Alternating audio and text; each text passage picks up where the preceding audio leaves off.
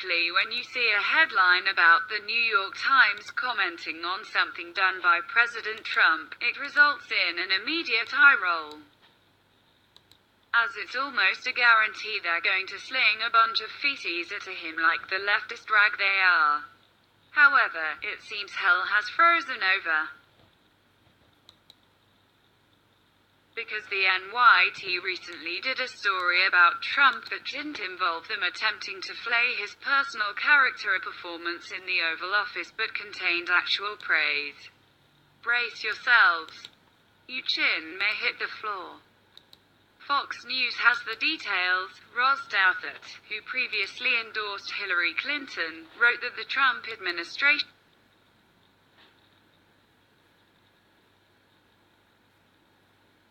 him in foreign policy, namely in the war on ISIS that Trump has won.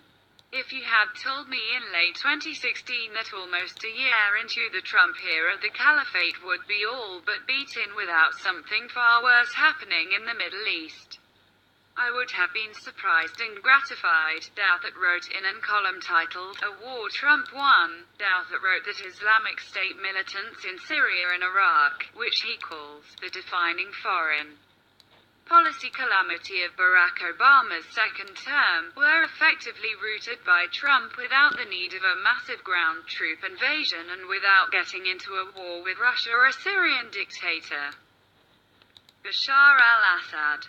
Douthat wrote that it is a press failure for succumbing to the narrative of Trumpian disaster and ignoring the story. But this is also a press failure, a case where the media is not adequately reporting an important success because it does not fit into the narrative of Trumpian disaster in which our journalistic entities are all invested, he wrote. Douthat went on to note Trump's restraint and ability to avoid the temptation of getting involved in too many military conflicts on too many different fronts. The columnist was also super happy with the president's decision to officially recognize Jerusalem as the capital of Israel, noting that the Middle East has greatly changed its priorities over the last several decades. It's almost too much of a shock to the system to see such high praise coming from an unabashedly left-wing publication. One has to wonder how angry it's making other writers on the staff to see their paper site upholding Trump and giving him much-earned praise.